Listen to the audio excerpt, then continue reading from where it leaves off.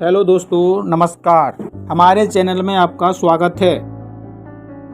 तो नोटबंदी के 6 साल बाद नोट के बनने से नष्ट होने तक का सफ़र जानते हैं आप? तो नोटों को छापने का फैसला कौन लेता है, यह किस आधार पर तय होता है और करेंसी प्रिंटिंग प्रेस से निकलने के बाद वापस कैसे आरबीआई तक पहुंचता है, जानिए इन सवालों के जवाब। देखते रहिए पूरी वीडियो। अगर पसंद आए तो प्लीज़ एक लाइक कर देना और सब्सक्राइब भी।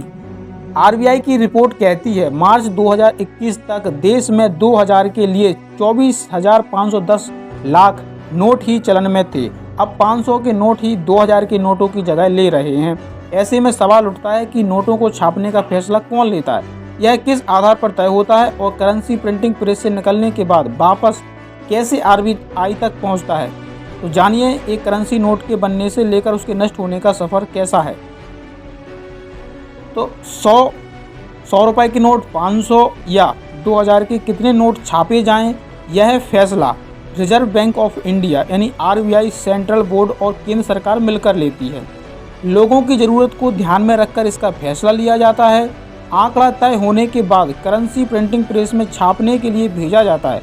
वर्तमान में आरबीआई नासिक महाराष्ट्र, देवास मध्य प्रदेश, मैसूर कर्नाटक और सालबनी पश्चिम बंगाल स्थित करेंसी प्रिंटिंग प्रेस को छपाई के ऑर्डर देता है। देश में अलग अलग हिस्सों में बनी प्रिंटिंग प्रेस में नोट छापने के बाद इसे बांटने का काम शुरू होता है। तो देश के 19 शहरों में आरबीआई के करेंसी इश्यू ऑफिस हैं। इसके अलावा शेड्यूल बैंकों के 3054 ब्रांच के जरिए भी बैंकों को नोट दिए जाते हैं। यहीं से बैंकों तक नए करेंसी नोट पहुंचाने का काम किया जाता है। लोगों की ज़रूरत के हिसाब से बैंक नए नोट जारी करते हैं।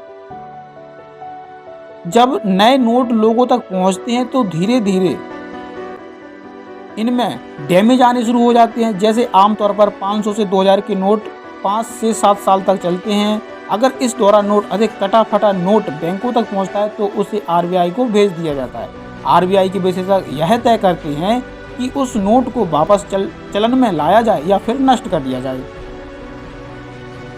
तो इकोनॉमिक्स टाइम्स की रिपोर्ट के मुताबिक नोट की स्थिति ज़्यादा खराब होने पर आरबीआई उसे नष्ट कर देता है और नोट को नष्ट करने के लिए उसके बेहद छोटे छोटे टुकड़े कर दिए जाते हैं।